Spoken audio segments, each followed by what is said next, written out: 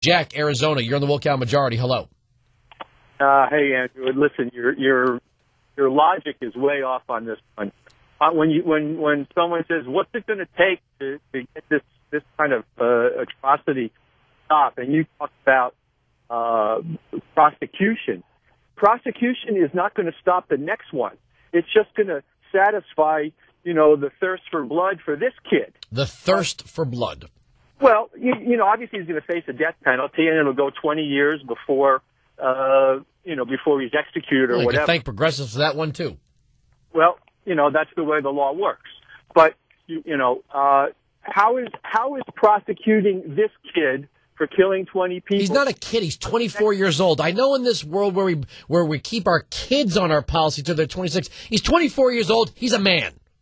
Right. Okay. How is prosecuting this man at 24 years old going to stop the next man who is not a criminal yet? Well, Jack, if we eradicated all civil rights and privacy rights, we can make sure that nobody ever commits a crime. And if we gave up all of our freedoms and all of our liberties and threw the Constitution out the window and let the government do what it wants, we would have no crime. You're right. We would have utopia. Listen, when the Founding Fathers drafted the Constitution, there was nothing like an assault rifle. So what? What do you mean? So what? There's a difference. You had to load a gun one bullet at a time. So what, sir? There's a lot of things they couldn't envision. There's a lot of things they couldn't envision. But you know what, sir? Here's the problem with that. They knew Jack, I'm going to finish my statement or I'm going to hang up on you. They knew that the opportunities of freedom and liberty were going to draw the most productive and inventive people to this country. Because they couldn't have seen it right before them doesn't mean they couldn't have imagined it. So many things happened when this country got going. You think they could have immediately imagined the Industrial Revolution? No, but they knew productive, inventive people were going to gravitate to this society. Why do people need assault rifles? And why do people need an M16? Tell me why. You don't have to explain. I don't have to give you that answer. Why not? The same reason. Because I don't have to. It doesn't matter, sir. Why does anybody need anything? If you stand anybody up and say, why do you need that? Why do you need those shoes? Why do you need that second home? Why do you need a car that goes higher than the speed limit? Shoe is not a lethal weapon. Why does someone... Listen...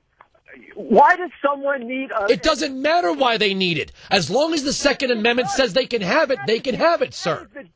That is the difference between you and people that have some smarts. Oh, the smart people don't need the Constitution. They're bigger and smarter than the Constitution, sir. No, I'm not going to let you finish. I'm going to finish. Genius? What was that, genius? F-bomb and hang up. Because you're... Yeah, you're damn right I got combative with him.